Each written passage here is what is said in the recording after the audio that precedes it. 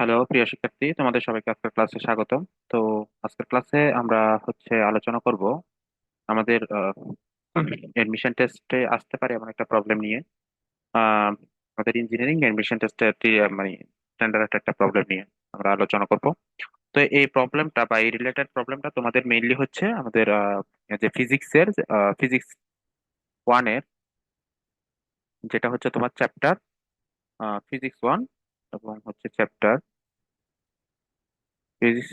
7। ঠিক আছে, physics one chapter 7 এর রিলেটেড একটা প্রবলেম। সো এই রিলেটেড একটা প্রবলেম তোমাদের বইও আছে, যেটা হচ্ছে তোমার তোমার হচ্ছে অ্যাডমিশনে না, তোমার হচ্ছে ইয়াতে আসছিল, ওই যে একাডেমিক আসছিল, এসএসসি পরীক্ষা আসছিল আর কি। তো ওটার মতো একটা প্রবলেম এখানে আমরা সলভ করবো আজকে এটাতে।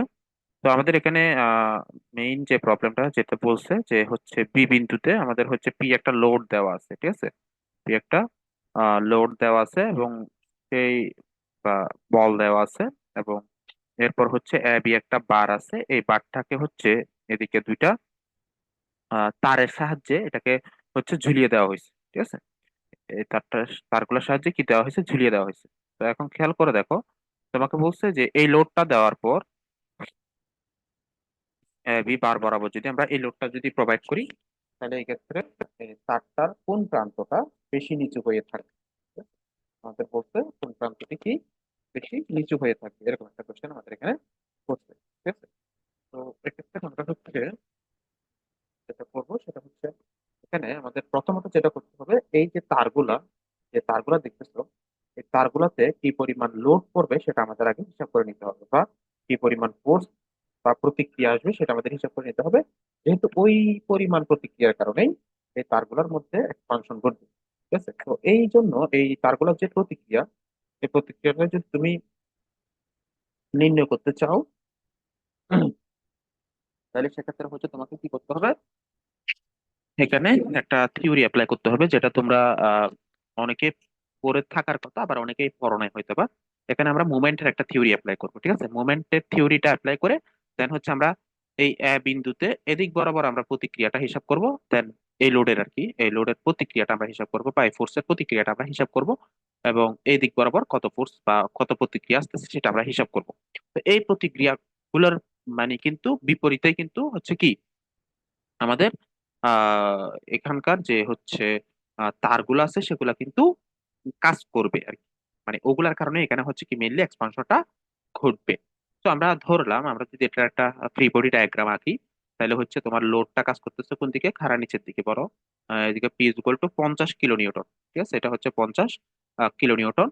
তো এটা যদি 50 কিলো নিউটন হয়, তাহলে এই দিক বরাবর কাজ করতেছে হচ্ছে তোমার ধরো R1 প্রতিক্রিয়া বল, আর এদিক বরাবর কাজ করতেছে ধরো R2 প্রতিক্রিয়া বল। তো আমরা যদি একটা ফ্রি বডি ডায়াগ্রাম আঁকি, তাহলে মোটামুটি জিনিসটা এরকম দাঁড়াচ্ছে। এখানে কাজ করতেছে ধরো R1 প্রতিক্রিয়া বল, এদিকে কাজ করতেছে কত, R2 প্রতিক্রিয়া বল, এবং এদিক বরাবর কাজ করতেছে P is equal two 50 kilo Newton, মানে যে ফোর্সটা সেটা। তো এখান থেকে এতটুকু পর্যন্ত হচ্ছে তোমার 3.5 মিটার, আবার এখান থেকে এতটুকু পর্যন্ত এটা হচ্ছে কত, 2.5 মিটার, ঠিক আছে। তো আমাদের এখন কাজ করতে হবে যেটা, সেটা হচ্ছে কি এই যে মেইনলি আমাদের যেটা করতে হবে সেটা হচ্ছে এই R1 এবং R2 এর মান আগে নির্ণয় করতে হবে। তো আমরা কিন্তু এখানে মুভমেন্টের একটা কনসেপ্ট ইউজ করতে পারি। তো আগে আমরা মুভমেন্টের আগে হচ্ছে দেখো, R1 এবং R2 কাজ করতেছে খাড়া উপরের দিকে, আবার হচ্ছে পি কাজ করতেছে নিচের দিকে, এবং পুরো জিনিসটা কিন্তু এখন ব্যালেন্স কন্ডিশন আছে, অর্থাৎ কোনো দিকে মুভ করতেছে না। তাহলে এখানকার total summation of all force in Y direction is equal to হচ্ছে 0। মানে ওয়াই ডিরেকশনে আমরা যদি এক্স অক্ষ ওয়াই অক্ষ বিবেচনা করি, এদিকে এক্স অক্ষ এদিকে ওয়াই অক্ষ যদি বিবেচনা করি, তাহলে ওয়াই ডিরেকশনে সকল ফোর্সের সামেশন হচ্ছে কত, 0। যেহেতু এই পুরো সিস্টেমটা কিন্তু কি আছে, কনস্ট্যান্ট, সরি, আছে, স্থির অবস্থায় আছে, সেজন্য ফোর্স বা ত্বরণ 0 হবে। তো আমাদের এখানে যেটা হচ্ছে সামেশন অফ উপরের দিকের গুলো আমরা যদি হচ্ছে পজিটিভ ধরি, এবং নিচের দিকের গুলোকে যদি আমরা নেগেটিভ ধরি, তাহলে R1 plus R2 is equal to হচ্ছে, সরি, -50 ইকুয়াল টু হচ্ছে 0। তো আমরা এখান থেকে পেয়ে গেলাম R1 প্লাস কত, R2 ইকুয়াল টু হচ্ছে 50। তো এটাকে আমরা 1 নাম্বার ইকুয়েশন দিয়ে রাখতে পারি, ঠিক আছে। এরপর দেখো, এখানে কিন্তু তোমার ভেরিয়েবল হচ্ছে দুইটা, মানে R1 এবং R2, কিন্তু তোমার এখানে ভেরিয়েবল দুইটা, আবার হচ্ছে এদিকে তোমার ইয়া হয়ে গেছে কয়টা, ভেরিয়েবল দুইটা। সো ইকুয়েশন কিন্তু এখন বর্তমানে একটা। তো তোমাকে কিন্তু আরেকটা ইকুয়েশন নির্ণয় করতে হবে। সো ওই একটা ইকুয়েশন যেটা হচ্ছে তোমাকে মোমেন্টের কনসেপ্ট দিয়ে করতে হবে। তো একটা জিনিস তুমি খেয়াল করলে দেখবা এই পুরো জিনিসটা কিন্তু তোমার কি করতেছে না, কোনো দিকে রোটেট করতেছে না, মানে এই ফোর্স গুলা যে অ্যাপ্লাই করতেছি আমরা এই বস্তুটার উপর বা এই বারটার উপর, কিন্তু এই জিনিসটা কিন্তু কোনো দিকে রোটেট করতেছে না। সো যে বিন্দুতে তুমি যে কোনো একটা বিন্দুতে যদি হচ্ছে মুভমেন্ট হিসাব করো, মনে করো এটা এ বিন্দু, কিংবা এটা হচ্ছে বি বিন্দু, এটা হচ্ছে সি বিন্দু, ঠিক আছে, আচ্ছা সরি এটা বি বিন্দু বলছে এবং এটা ওরা সি বিন্দু বলেছে। তুমি যদি যে কোনো একটা বিন্দুতে মুভমেন্ট হিসাব করো, মুভমেন্ট মানে হচ্ছে বস্তুটার উপর ফোর্স অ্যাপ্লাই করতেছো, ওটার কারণে বস্তুর ঘূর্ণন সৃষ্টি হচ্ছে কিনা। তো এখানে যেহেতু কোনো দিকে ঘূর্ণন সৃষ্টি হচ্ছে না, সেজন্য আমরা মুভমেন্ট যে কোনো বিন্দুতে কি ধরতে পারবো, জিরো ধরতে পারবো। মুভমেন্টটা অনেকটা টর্কের মতোই, তোমরা যে ফিজিক্সের যে টর্কটা পড়ছো অনেকটা টর্কের মতো। তো আমরা হচ্ছে বিন্দুতে হচ্ছে মুভমেন্ট কি করব, নিব। বিন্দুতে মুভমেন্ট কত বলতো, জিরো, মানে সকল মুভমেন্ট আমরা হিসাব করবো আর কি। তো মুভমেন্টের একটা ডিরেকশন দিয়ে দিতে হয়, মুভমেন্ট হচ্ছে তোমার অ্যান্টি ক্লকওয়াইজ, যেহেতু ঘূর্ণন মুভমেন্ট মানে। তো এখন কিন্তু এটা অ্যান্টি ক্লকওয়াইজ মুভমেন্টকে আমরা কি ধরছি বলতো, পজিটিভ ধরছি। আচ্ছা, এখন এই জিনিসটা একটু তোমার বোঝার ট্রাই করো, অনেকের হয়তো বা ক্লিয়ার নাই জিনিসটা। তো এখানে দেখো, তুমি যদি এ বিন্দুতে মুভমেন্ট নাও, এ বিন্দুতে যদি কি করো বলতো, মুভমেন্ট নাও, তাহলে এ বিন্দুর আশেপাশে যতগুলো ফোর্স আছে প্রত্যেকের জন্য এ বিন্দুতে কি হবে, মুভমেন্ট ক্রিয়েট হবে, এটা ধরতে হবে আমাদের। তো এ বিন্দুতে মোমেন্ট সৃষ্টি হবে কার জন্য, এ বিন্দুতে আর ওয়ান ফোর্সের জন্য কিন্তু কোনো মোমেন্ট সৃষ্টি হবে না, যেহেতু আর ওয়ান ফোর্স এ বিন্দুতে কাজ করতেছে।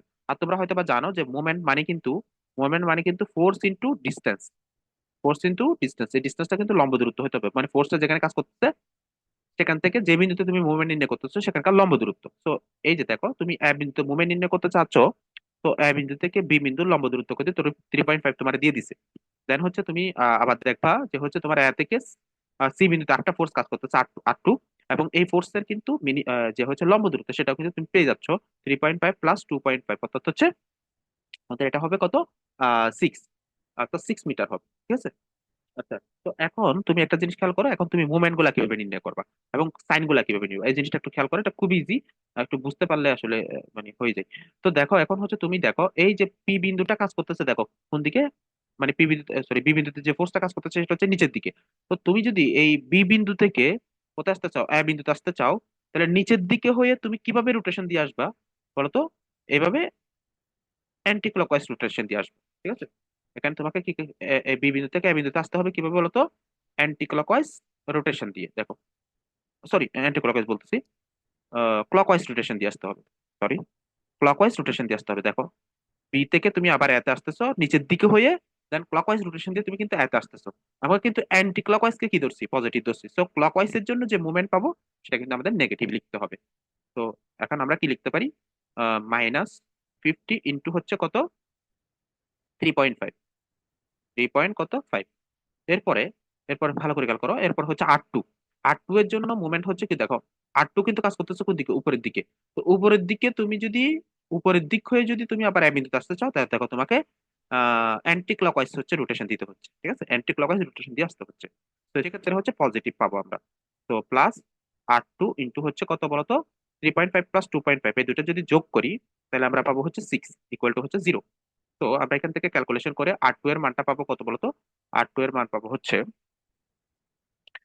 50 ইন্টু হচ্ছে 3.5 ডিভাইডেড বাই হচ্ছে আমাদের 6।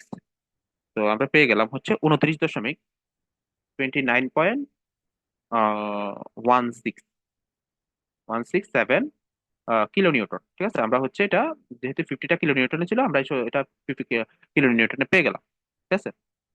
এখন তুমি ভালো করে খেয়াল করো, তাহলে আমরা কি পেয়ে গেছি, আর টু পেয়ে গেছি। তো আমরা এখানে দেখো এই কোয়েশনটার মধ্যে আমরা যদি হচ্ছে মানটা বসাই দিই, তো এই কোয়েশনটা যদি আমরা মধ্যে যদি মানটা বসাই দিই তাহলে আমরা হচ্ছে আর ওয়ান পেয়ে যাচ্ছি।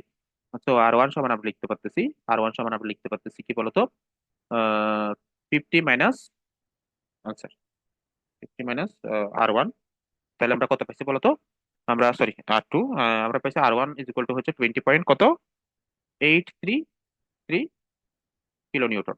তো তুমি দেখো এখন আমাদের যে কাঙ্ক্ষিত যে দুইটা ফোর্সের দরকার হয়েছিল, সেই দুইটা ফোর্স কিন্তু আমরা পেয়ে গেছি, দেখো। অর্থাৎ আমরা বলতে পারি যে এই তার কত লোড, মানে এখানকার কত লোড সে বিয়ার করতেছে, মানে তার ভাগে কত লোড পড়ছে সেটা কিন্তু আমরা পেয়ে গেছি।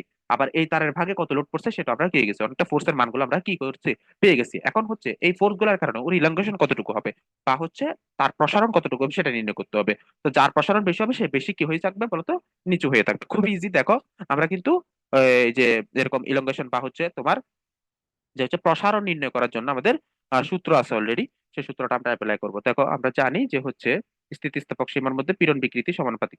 তো F by A is equal to হচ্ছে আমরা বলতে পারি এখানে এফ বাই এ, ফোর্স বা পীড়ন বিকৃতি সমানুপাতিক। তাহলে এখানে ওয়াই ইন্টু এল বাই কত, ক্যাপিটাল এল। বুঝছো? এখন তুমি খেয়াল করো, এখান থেকে তোমাকে মেইনলি এল এর মানটা নির্ণয় করতে হবে। স্মল এল ইকুয়াল টু হচ্ছে তাহলে F into L divided by হচ্ছে এ ইন্টু ওয়াই। তো আমরা এই মানগুলো নির্ণয় করার ট্রাই করবো এখন। এখন কথা হচ্ছে তোমার এখানে দেখো, এই যে এল হচ্ছে তোমার প্রসারণ। ঠিক আছে, প্রসারণটা হচ্ছে জন্য আমাদের লাগবে ফোর্স, আদি দৈর্ঘ্য, এবং হচ্ছে এরিয়া, এবং হচ্ছে কি তোমার হচ্ছে ওয়াই। ওয়াই মানে হচ্ছে এখানে ইয়ং গুণাঙ্ক, যেটা হচ্ছে এখানে ইয়ং গুণাঙ্কের আরেক নাম হচ্ছে মডুলাস অফ ইলাস্টিসিটি। তো এখানে তোমাকে সেটা ই দিয়ে দিছে, ই দিয়ে যেটা দিছে এটাই কিন্তু ওয়াই এর মান। ই দিয়ে যেটা দিছে সেটা হচ্ছে কি এখানে ওয়াই এর মান। তো দেখো তুমি কিন্তু সবগুলা পেয়ে গেছো। দেখো তোমার করতে এল লাগতেছিল, এ লাগতেছিল, এবং হচ্ছে ওয়াই লাগতেছিল, সবগুলো আমরা মান পেয়ে গেছি, এবং সেই মানগুলো জাস্ট আমরা এখানে বসাই দিব। ঠিক আছে। তো আমরা দেখি যে প্রথম তারের জন্য, অর্থাৎ প্রথম তার মানে হচ্ছে আমাদের যে এ প্রান্তে যে তারটা আছে সেটার জন্য আমরা দেখি ইলংগেশন বা হচ্ছে তোমার প্রসারণ কতটুকু হয়। তাহলে স্মল এল এ, এফ এর মান কত এই প্রশ্নে আমরা জানি, ফোর্স কাজ করতেছে কত বলতো, 20.833 কিলো নিউটন। তাহলে 20.833 ইন্টু 10 টু দি পাওয়ার কত, 3। এরপরে আমরা হচ্ছে যেটা পাবো সেটা হচ্ছে কি এল, ক্যাপিটাল। তো ক্যাপিটাল এল কিন্তু কত বলতো, ক্যাপিটাল এল হচ্ছে এখানে 3 মিটার। তো এখানে হচ্ছে 3 মিটার বসে দাও। 3 মিটার ইন্টু, আবার এখানে তুমি দেখো আমাদের হচ্ছে এরিয়া কত দিচ্ছে, 500 মিলিমিটার স্কোয়ার দিছে। ঠিক আছে, 500 মিলিমিটার স্কোয়ার। সো আমরা এটাকে মিটার স্কোয়ার কনভার্ট করে নিই আগে। সো এখানে হবে হচ্ছে 500 ইন্টু টেন ইনভার্স কত হবে বলতো, টেন ইনভার্স 6 হবে। ঠিক আছে, ইন্টু এরপর ওয়াই, ওয়াই এর মান হচ্ছে 200 বলছে মেবি। অ্যালুমিনিয়ামের তারটার জন্য কত বলছে, সরি 200 বলতেছে, 700 বলছে। আবার তোমার স্টিলের জন্য বলছে 200। তাহলে 70 গিগা প্যাসকেল হবে। 70 গিগা প্যাসকেল। তাহলে আমরা এখানে কত লিখতে পারি, 70 ইন্টু 10 টু দি পাওয়ার কত বলতো, 9। তো এই মানগুলো যদি আমরা এখানে ক্যালকুলেশন করি, তাহলে হচ্ছে আমরা পাচ্ছি কি দেখো, 10 টু দি পাওয়ার কত, 3